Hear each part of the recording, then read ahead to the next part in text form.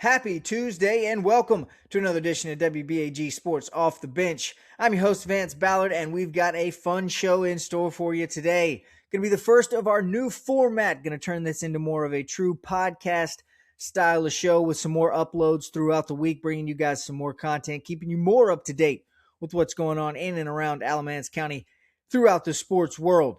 Today, we're going to start things off by taking a look back before we move forward. It is summertime. The 25-26 sports calendar has come to an end here in Alamance County. So I thought we'd do a year in review, take a look back before we start our previews going through the summer of football season, soccer season, all the fall sports that are coming up. We'll look back starting with those fall sports and see who had some success around Alamance County. And then after that, we've got a very special guest, head coach of the Williams football team, Coach Patrick Stokes, is going to join us today for a long conversation, talking about the spring schedule, talking about the summer schedule, and then just getting into some miscellaneous things as well. It's going to be a fun show. You're not going to want to miss it. This is, again, the new format style here. It's time, ladies and gentlemen, to get off the bench.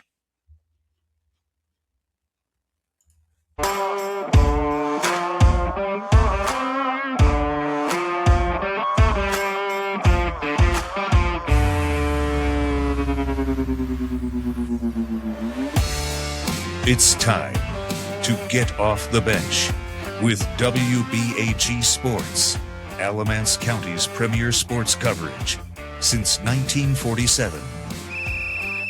Once again, welcome to WBAG Sports Off the Bench. If you're watching along with us today, thank you so much. First of all, make sure you hit that subscribe button, leave a like and a comment down in the comment section. That'll help us grow the page and continue to put more eyeballs and more attention on the Alamance County sports community. Well, let's jump right into it, folks. We told you this was going to be the first of our year in review episodes, and we're going to start with the 25-26 fall sports season.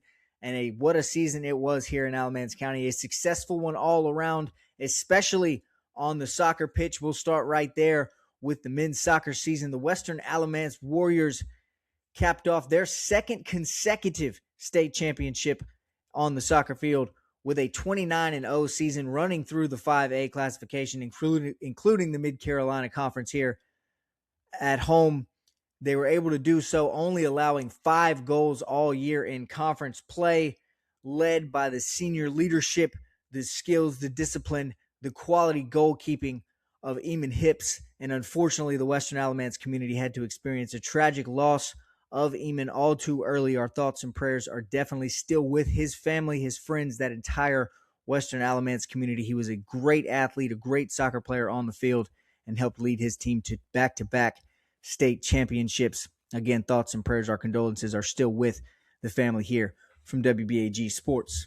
Now, the Warriors were led offensively by sophomore Grant Backus, who scored 45 goals and had 106 total points. A first-team all-conference athlete was Grant, and again, a sophomore, so he'll be back on the pitch leading the Warriors again on offense next season.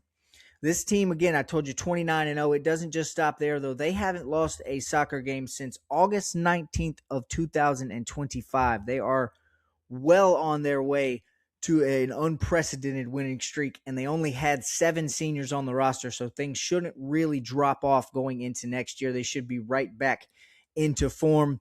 Coach Brooks and the Warriors looking for more success as the summer will come to an end. Williams finished second in the conference. The Bulldogs were 16-6 and 3 overall on the year, 11-2 and 1 in conference play. Williams did lose in the first round of the playoffs, but they were also a very young team with a bright future going forward. They returned their top 2 scorers on the season, and so they should have some success as well. Feel good about what they've got coming up in the future. Southeast had a really good year on the pitch as well. They finished third in the conference with a 16-7 and 2 overall record, 10-3 and 1 in conference play. And that just, again, you'll hear them a lot throughout this fall sports, spring sports, and winter sports recap. Southeast had a very good year. A young school in Alamance County, but one that has put themselves on the map as a real threat athletically to compete in any and every sport. Southeast has had a good year, and they're going to continue. They look to continue to do so as things keep going forwards. Sticking with the youth theme, Southeast, they return a lot of guys as well in school, including their leading scorer, Noah T-Bot. He had 43 goals on the year, and their starting goalkeeper, Logan Bigelow. So that team returns a good portion of its core next year, and they should be excited about what they've got going forward as well.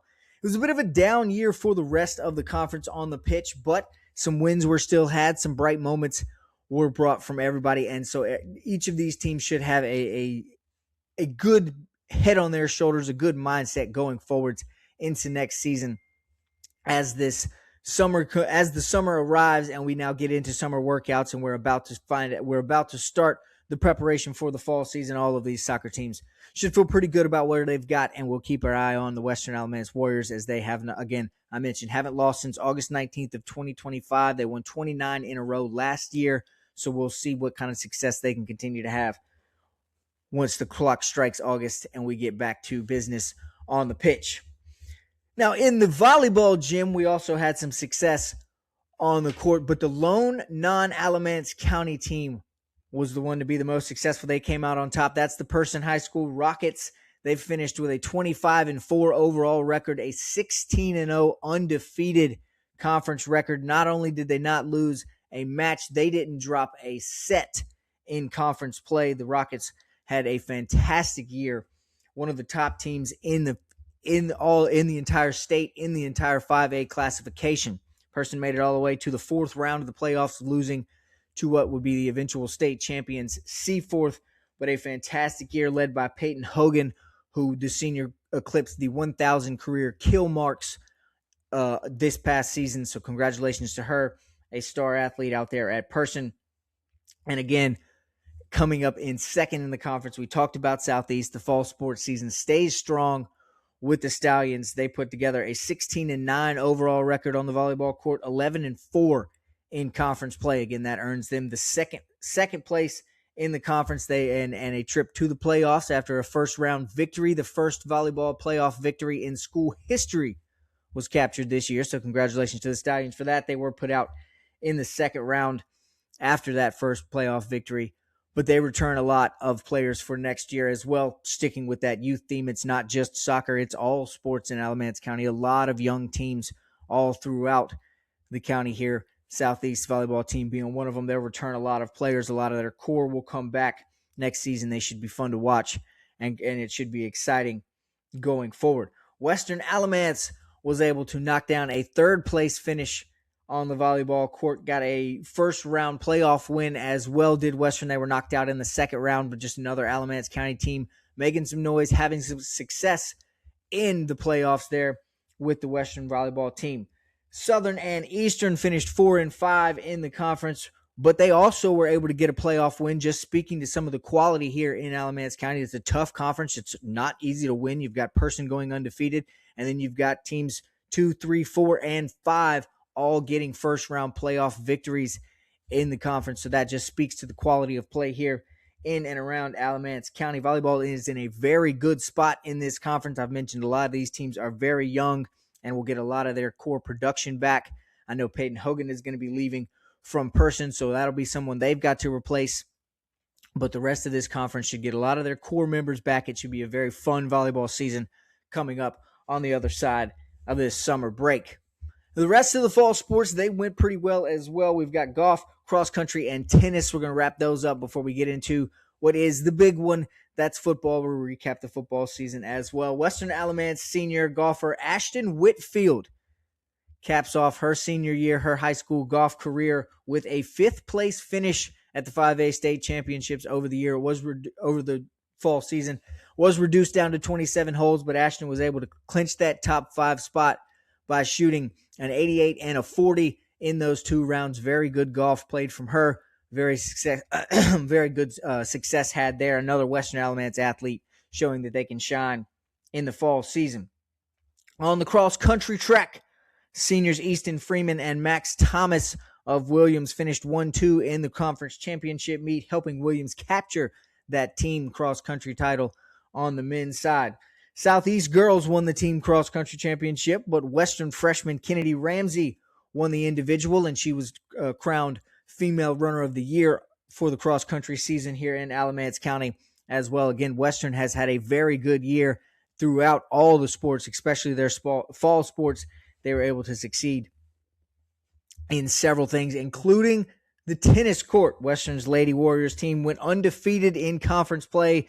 They were able to capture the conference championship in tennis this season, and 5 of the 6 Alamance County teams that courted a tennis team, if you will, 5 of the 6 schools were able to make the playoffs. So again, just more success in more and more sports here in Alamance County proves the type of athletic ability that each of these schools has going forwards, and it's going to be a lot of fun to continue to watch and cover these teams. Now we'll get right down to it. It's time for the gridiron. We know it's June. We're less than 1 week away from the first official day of summer football workouts, so a lot of these teams are getting ready to start their new seasons, but we're going to take a look back and see how their previous seasons finished up. Starting with the Williams Bulldogs, they brought home their 2nd consecutive conference championship. Now, it was a different conference. That's something altogether.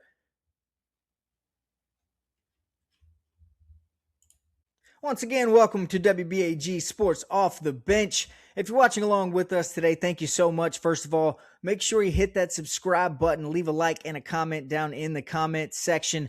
That'll help us grow the page and continue to put more eyeballs and more attention on the Alamance County sports community.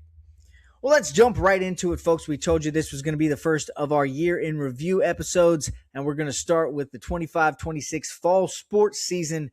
And what a season it was here in Alamance County. A successful one all around, especially on the soccer pitch. We'll start right there with the men's soccer season. The Western Alamance Warriors capped off their 2nd consecutive state championship on the soccer field with a 29-0 season running through the 5A classification, including the Mid-Carolina Conference here at home. They were able to do so, only allowing 5 goals all year in conference play, led by the senior leadership, the skills, the discipline, the quality goalkeeping of Eamon Hips. And unfortunately, the Western Alamance community had to experience a tragic loss of Eamon all too early. Our thoughts and prayers are definitely still with his family, his friends, that entire Western Alamance community. He was a great athlete, a great soccer player on the field, and helped lead his team to back-to-back state championships. Again, thoughts and prayers, our condolences are still with the family here from WBAG Sports.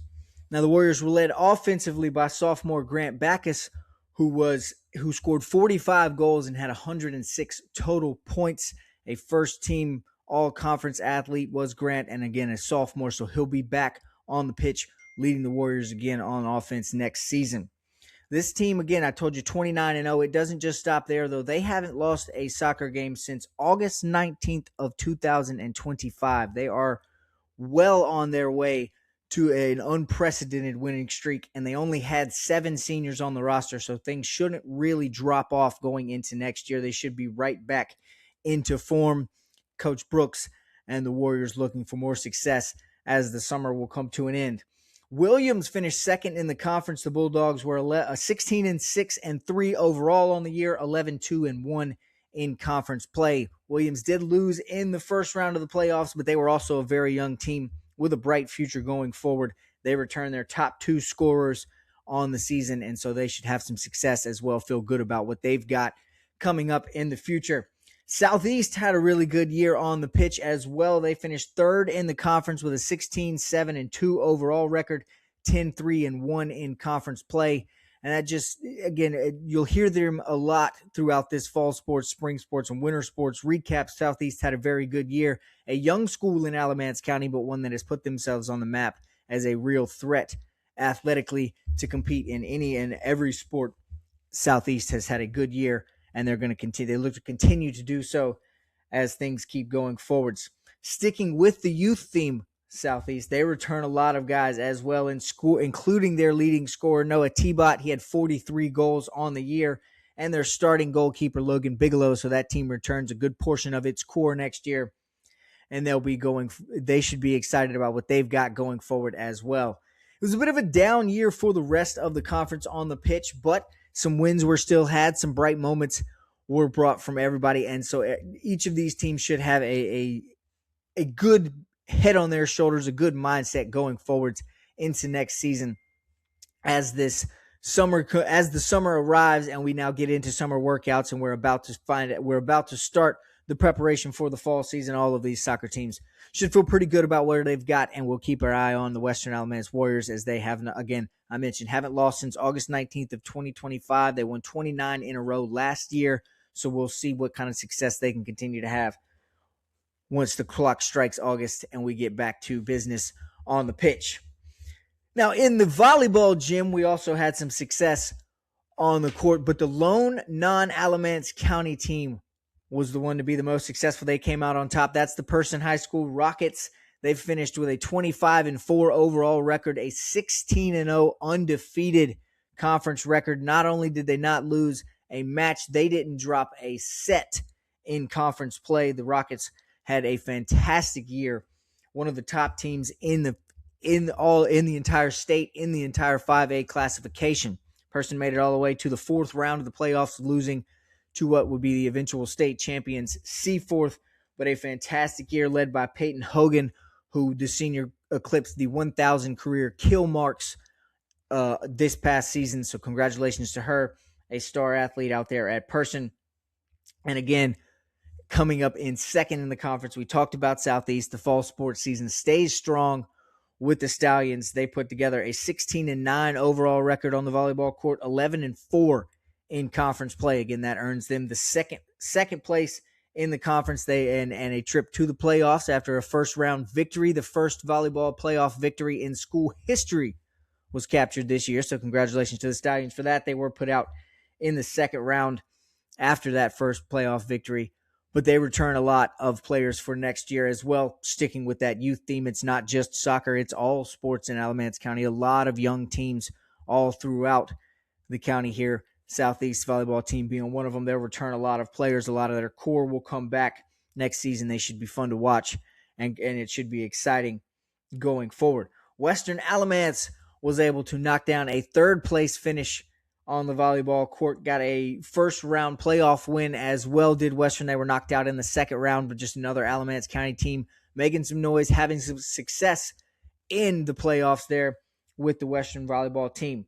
Southern and Eastern finished 4-5 in the conference, but they also were able to get a playoff win. Just speaking to some of the quality here in Alamance County, it's a tough conference. It's not easy to win. You've got Person going undefeated, and then you've got teams 2, 3, 4, and 5 all getting first-round playoff victories in the conference. So that just speaks to the quality of play here in and around Alamance County. Volleyball is in a very good spot in this conference. I've mentioned a lot of these teams are very young and will get a lot of their core production back. I know Peyton Hogan is going to be leaving from Person, so that'll be someone they've got to replace.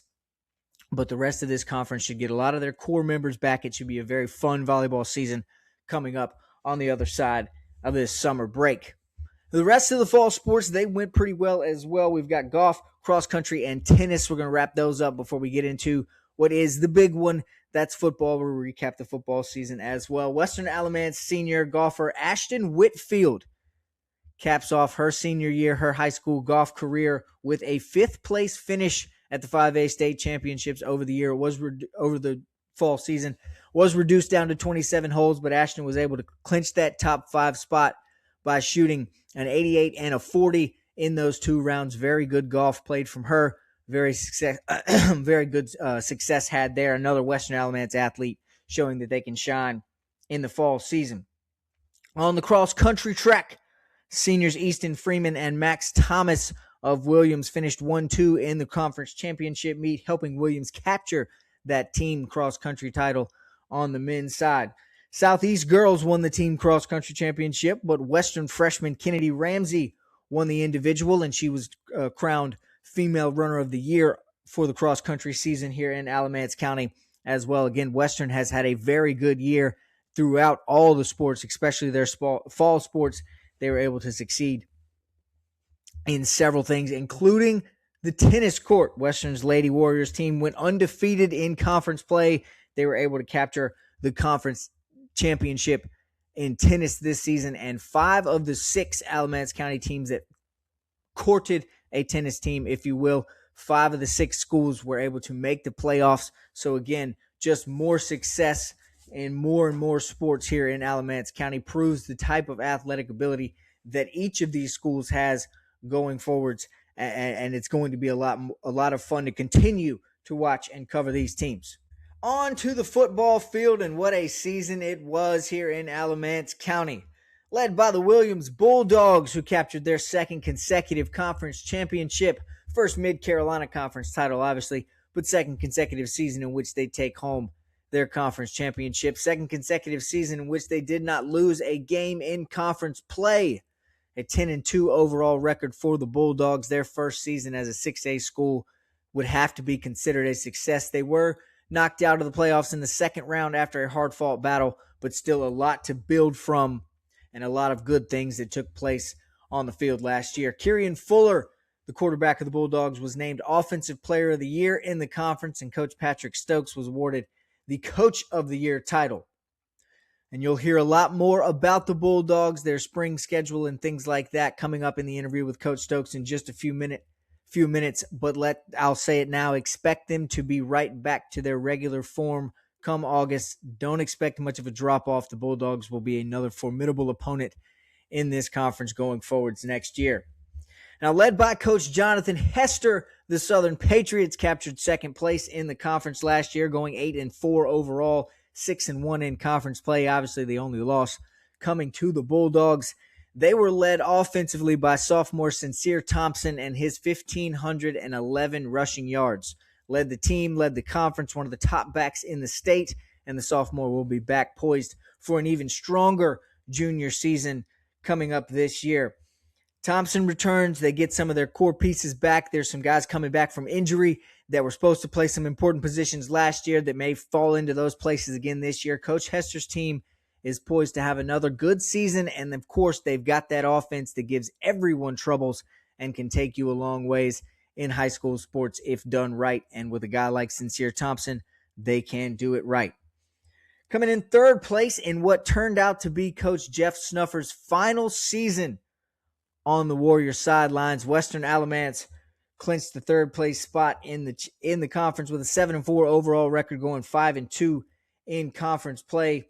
They were knocked out of the first round of the conference, but it was still another successful season, another very common Coach Snuffer team. This team run first, play good defense, hold on to the ball, and wear out the opponents. That's what they did, and that's what they did for the entirety of Snuffer's career, and they did it again on his way out last year. Congratulations to Coach Snuffer, an Alamance County legend, a football legend, an incredible coach, coached countless players out at Western Alamance, leaves a very lasting legacy on that sidelines.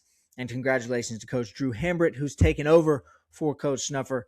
Things should be in good hands out there for the Warriors. It'll be interesting to see how they can adjust to a new coach going into this season. How different are things going to look?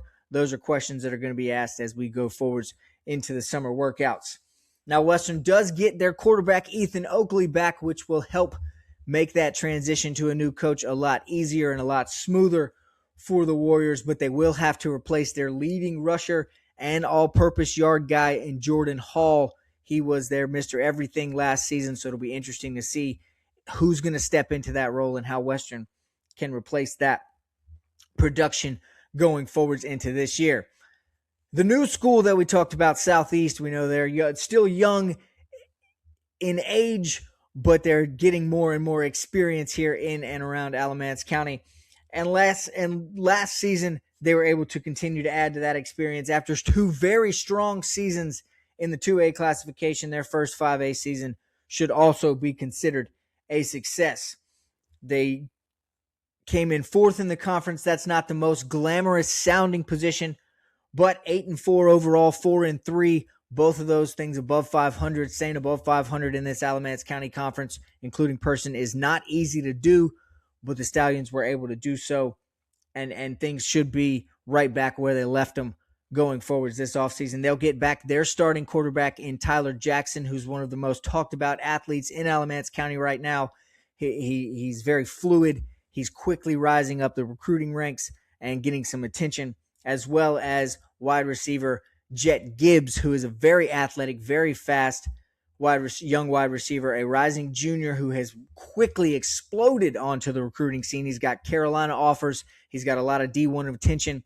So those two guys should really help keep that offense right where it left off for Southeast, and maybe even improve that offense, make it more dangerous and powerful, high powered going forward for Coach Tony Aguilar and his Stallions. That's going to be a very fun team to watch this season, as all of the teams are here in Alamance County. Now, late offseason change saw the return of Coach John Kirby on the Eastern Alamance sidelines. A few bad breaks here and there throughout the season led them to a 5-7 overall record, 3-4 in conference play. But they were able to make the playoffs. They were able to make some noise, win 2 games, and lose to the eventual state runner-up Hunt team in a game that honestly Eastern probably feels like they should have and definitely could have come out on top of, had a few of things gone their way. The ball bounced a different direction a few more times. Now, the Eagles will be anchored on defense this year by returning defensive lineman Trinity Totten and Justice J.T. Day. Both Totten and Day are rising the recruiting ranks. They both hold East Carolina offers. Day was just offered by NC State not too long ago, so both of those guys making some noise and should be good to anchor that Eagle defense, as Coach Kirby will return for a full season this year, a full off season, and coach the full season this year for the Eagles, and they should be a much improved team, another very dangerous team in the conference. Now, Cummings and Graham rounded off the standings last year, having slow seasons for them, but if you watch this Graham team, despite the fact they were not able to hop into the win column at all last year, from week 1 to week 10, that was a very different ball club. That was a very improved ball club, and Coach Searcy should have them continuing to get better, and I think they could be dangerous and sneak up on some people this year as we get ready to move forward. Cummings, another team with a new coach on the sidelines, head coach Darius Penix, taking his first coaching job back home in Burlington. He's a Western Alamance alum, but he's from Burlington. You can catch the interview, the sit-down conversation I had with him also on our YouTube page. He's very excited, very optimistic about what the Cavaliers can bring to the table next year after a slow season last year where they were led by Jacoby Brisky, who was their best running back, their best linebacker, one of the overall best athletes at Cummings High School. They'll have to replace his production, but Coach Penix and his staff seem confident they can do just that. So it'll be interesting to see what the Cavaliers have in store going forwards this season, as well as Graham and the rest of these teams in the conference, and Person included. So it's going to be another fun year here in Alamance County. It was a fun year last year, and I expect the fireworks to continue. Well, folks, it's time to transition to something new. That's going to do it for our fall sports recap. Let's get into a very special conversation with a very special guest, returning Mid-Carolina Conference Coach of the Year, head coach of the Williams Bulldogs, Coach Patrick Stokes, right now on Off the Bench. All right, coming off the bench with us today is a very special guest, a Williams Bulldog alumni, an Alamance County legend, back-to-back conference champion, folks. His teams haven't lost a conference game since the Truman administration. He is head coach of the Williams High School Bulldogs, Coach Patrick Stokes. First of all, Coach, thank you so much for joining us today. How are you? Vance, I'm doing great. So thanks so much for having us. We appreciate everything WBAG does for us and the community as a whole. And thanks for helping grow the brand. Absolutely not a problem. It is our pleasure. We enjoy it. Obviously, getting to cover the Bulldogs, something we've done for a very long time. We're happy to be able to do so and get some awareness to the rest of the community about what's going on with Williams football.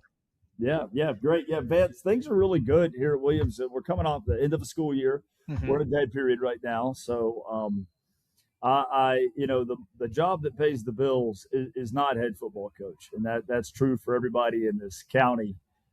Unfortunately, so we have other jobs that we do, right? And my job here at Williams High School is I serve as the International Baccalaureate Coordinator. And it's not just a position at Williams. It's the ABSS IB Coordinator.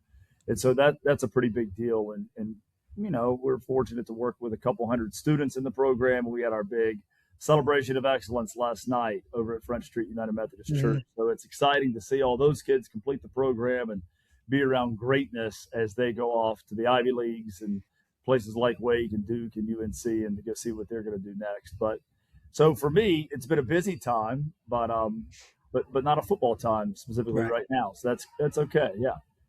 Yeah, exactly. Kind of get a little refresh, reset of the mindset before you go full blown back into things after the dead period. Obviously, Yes. we're through the spring ball portion of the Hmm. season now. That's done. New things have the new team has started to take an early form. How did spring ball go for you guys over at Williams? How's things starting to look at this early portion of the year?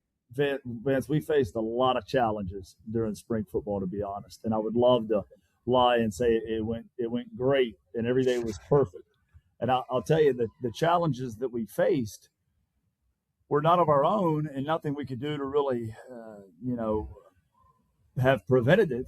But they're really holistically, it's great that we face those challenges. And here's what they are: our men's baseball team made a playoff run, and so we had 7 kids that didn't get to join us in practice until the second week of spring football. So we had a whole week where we missed those kids. While we're missing those kids, we've got almost as many that qualify for the state track meet, and so we didn't have those kids. Mm-hmm. And then guess what? We had almost 15 kids on our lacrosse team that only got 1 day of spring football. Right. And so those challenges, if you'll take and you'll do that math, that's 30 kids. 30 kids that we didn't have for the majority of spring football. And so we had some challenges there. So we decided, and we knew this was going to be a problem because our athletic program had been doing so well. We anticipated that this was going to happen. Mm-hmm. And so as a staff, we made the decision in early March that we were going to do some morning installs a couple of days a week in the gym at 7:45. School starts at 8:45. So we'd go from 7:45 until 8:30. And we would do the things we needed to do to install essentially our playbook to our returning players on offense and defense. Mm-hmm. All right. And that went really well. Attendance was great. We had almost 25 kids. And this is just skill guys. Linemen had their own workouts on their own days in the mornings as well. And so we would have about offense, defense days. We'd have about 20 to 25 guys who were able to come in and throw and run and do the things we wanted to do. And we're doing it again when it's 25 degrees outside, but yet they've got lacrosse, track, or baseball in the afternoon, knowing that we were going to be, without those guys for spring. Mm-hmm. So we were able to get in about 10 workouts with those kids during the months of March and April. Okay. Each side of the ball, 10 workouts. We look at what we're doing in the weight room and the purposeful stuff that we're doing there with some block destruction and tackling that we supplement to the lifts that we're doing. We've got 3 different blocks of weightlifting. Coach Rigsby and Coach Fossil are in there do a great job of that. So we're getting our work. It's just not quite the same as having the whole team out there in helmets and shoulder pads in practice. But when we got to that time and we weren't able to have those guys from lacrosse, track, or baseball, we did have all of our other fellas. And the numbers were good. Participation was good. We not really any surprises, to be honest with you. The guys that we felt like were going to ascend into the positions did. And there's still some competitions that are being had, and we'll see how all that kind of shakes out as June 8th rolls around, but we can get more on that in a minute. But what we did do is we identified an awful lot of young players that can help us on both sides of the ball and potentially at the varsity level sooner than later. And that's a beautiful thing. We've got quite a few skilled players. Linemen, we're not as deep as what we have been. Mm-hmm. We're not as big, but we move really well. And it's going to be up to us to make sure we put a scheme around our guys that fits with their skill set. And so we're still in the process of ironing out exactly who will be our starting offensive line. We have had some injuries on our defensive line. A couple of guys have had some things that have been nagging back to wrestling season and baseball, not baseball, but basketball. And those guys, actually, we decided not to let them do spring football at all. Why put them in the middle of this in late April when we can just, let them heal up in April and May. They started for us last year. We know what they're capable of. Let's get back with them June 8th, and their doctors and their physical therapists agreed that's probably what's best. So that's a lot to unpack. The challenges that we faced, we anticipated, we managed, and we're maybe better off because we faced them because we've developed some depth. And that's the way we're choosing to look at it. Yeah, and it's now something you guys have seen in the springtime as opposed to June 8th or even July 29th when it was officially practice times and you got to adjust a little quicker. Now you've got some time to overcome and see some of those things, and it helps your players now, and you get a read on those players, how they handle these adverse situations, and you can kind of understand from that perspective what you've got going into the season as well. Oh, and it was great. So we're hosting a home lacrosse game. We'd finish up practice a little early. The game would start at 6. We'd break out of practice, and the guys would go over there and sit in the student section and cheer for the lacrosse players. You know what I mean? Yep. And then on days when lacrosse had practice, they'd finish up. We were still at practice. They'd come out there and they'd give us a hard time. And so it's a real family vibe we got going on. Our coaches do a great job of supporting all the other coaches on our campus. That's priority one for us, because the reason we're doing what we're doing is to help the young man be successful, whatever that means for them, and in whatever sport it is, whatever academic environment it is. We want them to go be successful. We'll win games as a product of doing things the right way, because we got good ingredients, good players, good families, good coaches. So the winning will take care of itself. But we're really proud of the way spring went, all in all. Yeah. Even though, like I mentioned, it for a guy who likes to see a lot of players and have a system in place and not have to deal with any obstacles, it's okay. We managed. Yeah. Well, now that's another question for you as a coach. How was, and someone who does like that structure, someone who does like that, to see the big picture right out in front of him, how was it for you and your staff trying to work through these spring challenges and overcome some of that adversity? And did you learn something about yourself and the guys around you as coaches as well?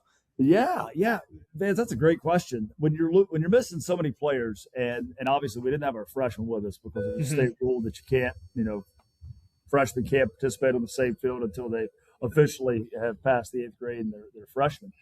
But we had kids come and watch. So that's a great question that you asked here. So one of the things that we learn when we get out to practice, okay, and we had it all kind of scripted, where we don't practice both sides of the ball. We practice on one side of the ball, and then we have a few kids that we call hybrids. And so for the first 3 days, we always do this in the spring, though. The first 3 days, we do practice both sides of the ball to see, is there a kid that can maybe impact our team in a way that we previously didn't see that. So maybe a guy who has only played receiver, but now he's grown, he's a little quicker, he's developed footwork, and so now maybe he can help us at the defensive back position. So let's see if there's some guys we've missed on that maybe need to have the hybrid label. And so we did that the first 3 days. Well, typically what we do is we depart from the first 3 days, we split it all up, and then we go offense, we have our defense, and then we have our hybrids. What we found, though, is we honestly had more hybrids than we did non-hybrids. And so it only made sense to continue given our small numbers.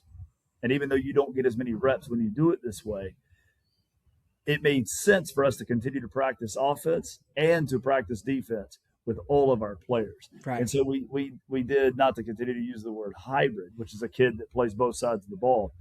Our practices became hybrid models. And as staff, we were able to work together and say, what are we trying to achieve this day? What do we want to do this day? And it was really a bit of a departure, which is nice because it breaks up sometimes the monotony of what we do. To be good at anything, you need to do things that are somewhat monotonous, because that's when you begin to thrive, when it becomes second nature. However, spring's a nice time to shake it up a little bit. And so we did that. And I think it's going to serve as a refreshing thing, too, for our kids once we do begin on June 8th. Right. Yep. And now, Coach, you talked about this a little bit there earlier when you said you saw some of your guys fill the positions you thought they were going to fill stepping up. Last year, you guys were one of the older teams in the conference. I think if my number's correct, 27 seniors is what you're going to have to replace this year. And some of those were some really productive seniors. Yes. So it's not just an age thing, it's a production thing as well. How do you expect some of those younger guys that you were talking about there to step up and fill those roles? Is it going to be seamless, or is that something you think is going to need some time? I know you've had them before, and now it's their turn to step into that leadership role. Yeah, and forgive me as I'm plugging in here. My battery's running a little low. It's been a busy day at 1307 South Church Street. So great question again. We're going to miss our seniors. But I really do love our rising senior class led by Braden Vetter, who has kept me a busy man. We'll get to him. With more than 40 schools coming by, dude's kept me busy, as well as our staff. Because the rising junior class is also really strong, and we've got a lot of good leaders in that class as well. Particularly a young man named Hugh Wilson, who was one of those baseball players that we were talking about. Yep. And Hugh's done a great job of getting it done in the classroom, getting it done on the baseball field. And also he was a guy who couldn't fit weightlifting into his schedule. So the guy shows up at our weight room at 6:30, 3 days a week, and meets me over here and gets a lift in. That's his type of dedication. So Right. those are the types of guys that are going to be taking over for those 27 seniors you're talking about. But probably the most overall talented group is those skill kids that helped lead us to a conference championship last year on the junior varsity team. There's a lot of skill guys in the class of 2029, okay, Right. that will have tremendous opportunities this year to take on starting positions on the varsity football team. And they'll be young, and they are battle tested as much as they can be. But the beautiful part about them is, A, there's a lot of them, and B, they're coachable. Yeah. And so in the event that we need to rest this guy or play him there, we feel like we've got moving parts that we can do, and the versatility of our players. Give you an example. We got a kid, Teeny Robertson. Teeny can play running back. He can play inside linebacker. He can play outside linebacker. He can play safety, and he can play slot. The only two positions on our team he hasn't played is quarterback and offensive line. The kid can play it, and he's fast, and he's coachable. Another kid like Orville Pass, same situations, played a lot of different positions. Robbie Davis, Bryson Breeze, these are all class of 2029 kids that are young and names you've probably not heard of, but you'll be saying them a lot over the next 3 years. Right. So just like we had to kind of readjust a little bit for spring, we'll have to readjust for the incoming season and to see how that goes, and fully expect to be successful with those kids because all they've done is win. They won at turn time. They went undefeated last year. And frankly, the only competition we had last year on the JV level was against ourselves when we turned the ball over 5 times at Eastern Alamance. Yeah. And still managed to win by a couple of scores because we were really talented at the right spots. Mm-hmm. That just bodes well for the future as well, like you said there, a little bit. Yeah. Now, we talked about some of that production. You've got to replace one of those productive positions being the quarterback position. I know you talked also, you mentioned some competition in spring and coming into the summer at some of those positions. What does the quarterback position look like so far this spring, and how do you expect that competition to unfold going forward into the summer? Well, Jackson Gold is a rising senior. He served as their backup last year to Kieran Fuller. And Jackson had a really good offseason. Jackson's worked hard, but Jackson played spring sports. And so Jackson only got 1 day of spring football with us. And he looked really good in the 1 day that he had. The other days were filled by quarterback Robbie Davis, who played on our JV team and led us to that 8-0 team undefeated season last year. He's one of those rising sophomores you were talking about, right? He is. He's a 29 guy. And so Robbie right now is 6'1", pushing 6'2", and 195 pounds, and doesn't have a grade lower than a 97. So colleges are already starting to talk to this guy because he looks the part. And when we talk about Braden, I'll talk a little more about some things Robbie and Jackson did for us. But those guys are great. And we don't know right now exactly who our starting quarterback will be, but I know we've got 2 really good options. And like anything in life, you go fishing, Vance, you don't want to just take one rod and reel with you if you're going to be there all day long. You better have a couple. Yes, sir. Because you're planning on doing some fishing. And so for us, it's always important. The starter's important, but man, that guy who's next is also equally important. And that's what 6A football is all about. So that's where we are, and I feel really good about it. Yeah. Well, like you say, that just another speaks to the testament of the kind of guys that you've got around you and in the program as well. Some of those young guys and their work ethic and their dedication that they're ready to go and they're willing to have that competition. Yeah. Sorry to cut you off. That's Matt Rigsby and Matt Fussell. These guys, they're both Williams graduates. Collectively, they have almost 50 years of high school coaching experience between the two of them. And so they know what it takes to win. Coach Fussell played for Coach Stout and Coach Story. Coach Rigsby, like myself, played for Coach Story. And so we've been around great coaching as players. We know what great football looks like. We've had success elsewhere. Coach Rigsby was a head coach at West Craven and South Johnston and was successful there. So anyway, this I guess what I'm trying to say, it's not by accident that our kids are prepared. It's also not by accident that in 5 years we've been at Williams High School, we've had the offensive conference player. Every quarterback we've coached since we've been here has achieved the conference player of the year Right. Starting with Jalen Brown and then Dan Mahan and then Kieran Fuller. Those kids are talented, no doubt, but the system they're in and the coaching they get, when you put those two things together, that's what we're talking about with the recipe and the ingredients. It's pretty awesome. And it reflects on the field. As I know I joked about it at the beginning there. They hadn't lost a conference game since the Truman administration, but you guys, it's 2 years in a row now, back-to-back conference championships. Obviously, a newer conference this past season, but still undefeated in conference play 2 years in a row. That speaks testament to the talent you guys have, but also the ingredients and the coaching staff around you, like you just said as well. Well, and Vance, you said something there, and you and I are going to have a little history moment, right? And our listeners and viewers might not love it, but I taught this to you, right? In 1948, Harry Truman, he's running for re-election here, and he took over after Roosevelt. But in 1948, and actually not re-election, actually the first time he would have been elected, all the experts thought he was going to lose. They thought, oh, he doesn't have it. Oh, he's not going to win. There was a lot of things going against him here at that time that we don't have to get into. In fact, the Chicago Tribune newspaper printed. Do you remember the guy's name that they predicted was going to beat Truman? And there's a famous picture of Truman.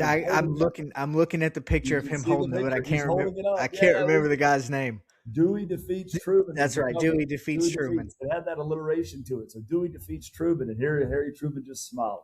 So I know a lot of folks right now are holding up their newspaper, right? So-and-so defeats Williams.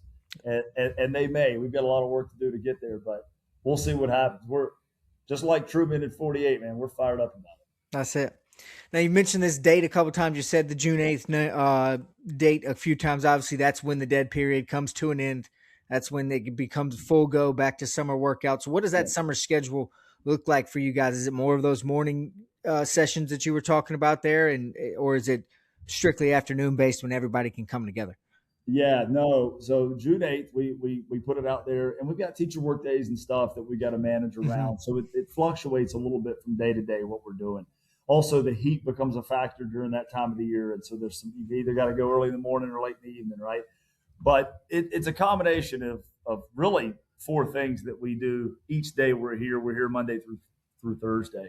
So we're going to do on the field work. We're going to get skill development work at every single position, working with their coaches, working to make sure their craft of their position, the fundamentals of their position is where it needs to be. We're also going to do strength development and continue to lift, continue to get our bodies in shape and do all that type of stuff.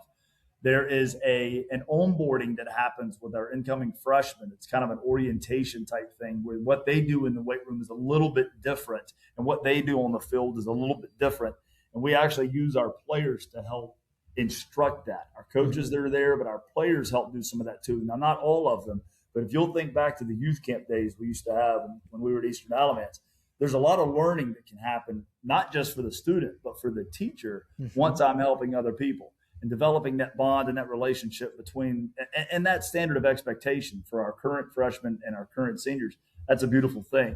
The fourth thing that we do a lot of leadership development in the summer as well. We have a player advisory board that the players elect. We talk about captains. So all of that is blended with what we're doing on the field. So we're not just trying to develop our kids to go win football games during the course of the season. We're trying to, while we have access to them for the 3 hours we got, we want to make sure we're pouring into them as much as we can to help them be good human beings. Right. Some of it will stick, some of it won't stick, but we've got them here, so we're very purposeful. And we have a plan each day for that in regards to leadership and mentor development. So I think that's one of the things that makes our program different.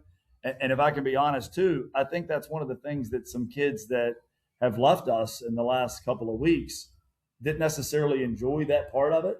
Right. Because that comes with the responsibility of being a good human being and some accountability things that go along with that. And not everybody wants that type of experience out of their high school football. Yeah. We want good kids who make good humans and good men. And that's the best, that's what we're trying to do to craft that with our players while we have them. So the kids that we've got, they like that type of stuff and they see the value in it. Yeah. And like you said there, accountability, sometimes it's not for everybody. It's important, but there are those who, if they can avoid it, they will do just that. And yeah. And that, and that's all we're going to put it out there. And like any other class or any other access to anything on campus, every kid's got opportunities to do it. And that's all we can do is avail it to those. And every, that's a beautiful thing too, that like I coach a lot differently than some other head coaches. Right. And that's okay. And there's guys that really like working with us, and there's guys that like working elsewhere. And the beautiful part about what the good Lord has given us is to give us the freedom of choice. Yeah. And so as long as we're all following the set of rules and doing things the proper ways, we got some choices to follow our own hearts. And I'm just thankful for the guys that we have. Yeah. Now, we're not going to talk a lot about the upcoming season. Obviously, you're still so early into it, don't know exactly what things are going to look like. But one thing I have noticed looking over the schedule is you guys only have 9 games on the schedule this season, not the traditional 10 that other schools have. And now that may seem inconsequential. It may even sound beneficial with that extra bye week. But you've talked several times about how young you guys are this year. What does, if anything, that losing that game, does that impact your mindset or the way you're going to approach this season with those young players? And does it add any pressure to each week's regular season game being in the RPI world of high school sports? Those are really, really, really great questions. And those are all things that as the head coach, I very much considered when we were stuck with a 9-game schedule. And I'll be brief and explain how that happened. But in the end, depending on some of the teams that first off, we had 10 games scheduled. Right. Yeah, and we had gentlemen's agreements on all of that, except for the conference games, and we had everything in place. And I'll keep it classy here, and we won't. But we got dropped. Yep. And someone did something to us that we would never do to anybody else, and just bail on someone when you have an understanding in a gentleman's agreement. That was a 1-and-1 agreement, a home and home type thing. And that wasn't good. That wasn't good at all.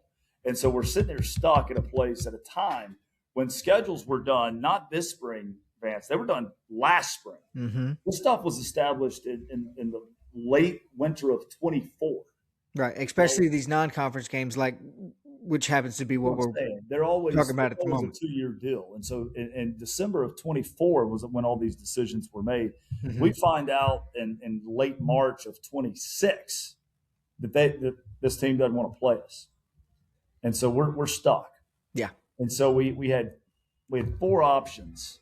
One's the other side of Charlotte. Okay. The other one's near Wilmington. And the other 2 really aren't options because they don't really want to play us, but they needed games and they just didn't want to play us. Yeah. And so there's no teams within less than 3 hours drive that would play us. Nobody. Now, it's an away game. So it's going to cost us thousands to hop on a bus and go drive in a bus 3 to 4 hours to go play a game. And if that game, if it's against a not a great opponent, it has the chance of lowering our RPI. Yeah, right. That's why I brought up the RPI question. We've played in games every year for the last 5 years that have lowered our RPI. We'll play in games this year that will lower our RPI. There's nothing we can do about it if it's in conference, but I'm not going to schedule somebody purposefully to lower our RPI just to get a 9th game. Right. And I think we'll get more out of practice against each other or even some sort of an inter-squad scrimmage during that bye week than we would by risking that. Yeah. And so it's going to cost money. It's going to be a heck of a long drive. What is the JV contest going to look like? There's all these variables. So I made a phone call to Bo Williams, who's the head coach of Jacksonville. They only play 9 games, and they do it every year on purpose. And he says, Coach, what you're telling me is what I live. I've lived this every year for the last 5 years. They were the number 1 team in the East in 6A last year.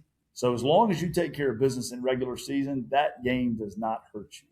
Now, you've got to be cognizant of all those other things I just mentioned and make sure you're staying active and working to get better, especially with a young team. But it's the hand we've been dealt, Vance, and we're just going to, in terms of putting more added weight to each game, there's no more added weight to each game than what we already put on it. The goal of each week is to win. Yeah. And everything that we do systematically arrives at that. And again, the RPI at the end of the year is a byproduct of what we feel like we do each and every day, the entire calendar year. It's not even about that week. So we've literally been teaching things in the weight room since February that will help us win games in November. Right. You know what I mean? Yep. And that's what's different about our program. Yeah, and it shows. Obviously, we've said it a couple times, but the recent success. I use the word recent, but really just since you guys have been there as a staff, it's hit the ground running and stayed that way, successful. And most of the things you said there are just a testament to why. And it's also kind of my last question that I want to finish this up here with. You've been doing this a very long time, whether from the head coaching standpoint or coordinating standpoint, whatever it may be, you've been in and around football for a very long time. It's been pretty much the entirety of your life. So how does, over the course of these different off seasons as they come and go, how does your approach change? Does it change? And is that, I think I know the answer to this part, knowing you, is that can't wait to get back at it feeling? Is that juice still there naturally, or is there some things you've got to kind of build up to in this dead period?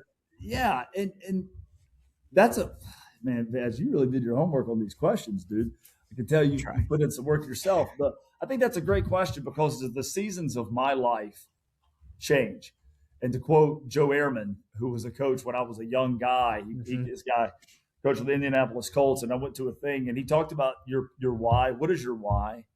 Okay, and what is your purpose and your life philosophy? And so all those things is what drives each human to do what we do. But honestly, Vance, it's so rewarding to give kids access and hope to opportunity that otherwise that they don't have. And football is the mechanism that we use to do that with. But my point in saying all those things is that's what drives us and our staff, is to help our players. None of us as coaches, like, we love what we do, but it's not what we don't feel that it's some special spotlight that shines on us in the community and like, oh, wow. No, we do this in the shadows. We do this because we love our kids. And we've got coaches like Matt Rigsby and Fussell, I mentioned, like Kelvin Bozeman and Brandon Spoon. And these guys, and not to mention the numerous volunteers that we have that just love helping kids be successful. And we know we are helping kids be successful by seeing the products of their work. And so, yeah, that's what drives us. Yeah. And so therefore, as long as that's the structure that you're living under, whatever the task at hand is, it's these kids and it's their time. And so for these, even though we love our seniors that we're losing, right? And we're so excited about what we got coming in. Just this morning, I was with Turntime's head coach, narrowing down. We got 31 kids coming from Turntime. Narrowing that list down and looking at it. And we talk about our numbers are down a little bit, Vance. If the math holds up, we'll have 95 kids here on June the 8th. Yeah. And that's is so that's what gets these juices going. And as long as kids are committed to getting better, parents are committed to helping us, and I've got an administration that's willing to give us the resources we need, not to mention our wonderful Boosters Club, Vance, we're going to keep it rolling. Yep. Well, that's good. And I lied there about that being my last question, Coach. I do want to talk a little bit about Braden Vetter and his leadership qualities and just what all he's going to bring to the team this year. But another question that I've had, you talked about it there, how busy he's kept you, and that's hinting at all the scouts and all the different people coming in, recruiting and looking at him. How do you manage the rest of your team when that happens? They know the Clemsons are there. They know the Dukes, the Ohio States, whoever it may be that day. They're aware that it's there. How do you keep them level-headed as opposed to trying to show off or do too much? Or if that makes sense, how do you keep the other guys in line from a coaching standpoint? Well, Braden does a great job of that because Braden is just keep your head down and work kind of guy. Listen, we did workouts at 6:30 one morning because that's when this particular school wanted to come see Braden work out and do a little thing in the gym. I had a couple of quarterbacks come in. We had some receivers come in. We had a couple of centers come in. We put together a little workout for this coach to be able to watch what Braden can do. So kids want to be a part of that. But Braden just he goes to class. The kid's got a 4.2 GPA. He works his tail off in the weight room. He's still a kid. I mean, he's not a full-blown adult who's super serious about everything, but he's great. From a distance, he sure does look like one. Well, he's a big fella, but when you spend a little time with him, he can be a little silly and a little goofy, but that's healthy. He should be. He's 17 years old. And so he serves as a phenomenal role model. But before him, you know who did that? Dan Mahan did that. We did the same thing when everybody was coming to watch him throw. And when Nathan Williams Medley was being evaluated and all the list of the guys. And so it's just kind of what we do. And it's how our kids deal with it. And the funniest thing that happened, though, I got to tell you this story. Torrance Carl from Eastern Alamance came by on his last day in town before his new job starts in Ohio. He's got his new head coach of the school up there. He comes by to say hey and to watch practice a little bit. And he's wearing, you could call it neutral colors, but it's Ohio State. Okay. So when I see him, I say, we're going to put a little fast one here. We're going to get Braden involved in it so he knows. So I didn't want to mislead Braden. But all the other kids thought the Buckeyes were here watching Braden play football. And so then he starts calling other kids up. I was giving him some names. So I'm like, call this kid over, call this kid over. You should have seen it. It lit up around that day. It really did. It was a great time. And it took me back to some memories I had with Jonathan Kingsley. But that's another story for another day. Absolutely.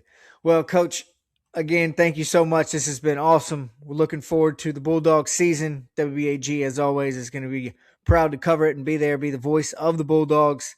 Obviously, that's Todd Davis, not myself, but WBAG as a whole will be very excited to see what you guys have in store. We know that June 8th day is creeping up closer, and I think we're 12 weeks now from actually kicking things off. Yep. So it'll be here before you know it. Yep, it will be. And actually, I could be wrong. I think tomorrow might actually mark 11. Okay. It's like – oh, yeah. It's getting here quick. Absolutely ticking. And I know because our players have it wrote on the board in our locker room. So there you go. They keep that posted because that date means something to them, August 21st. That's it. If they're ready, then you're ready. And that's the Battle of Burlington. We're all ready for that one. That's right. Going to be a fun one. And for some extra added juice to that game for sure this season. Hey, listen, one play at a time, baby. That's the mentality. And if you do that, you'll be fine. Well, of course, Coach, as always, thank you so much. Good luck to the Bulldogs. We'll talk to you soon. All right. Later, dude.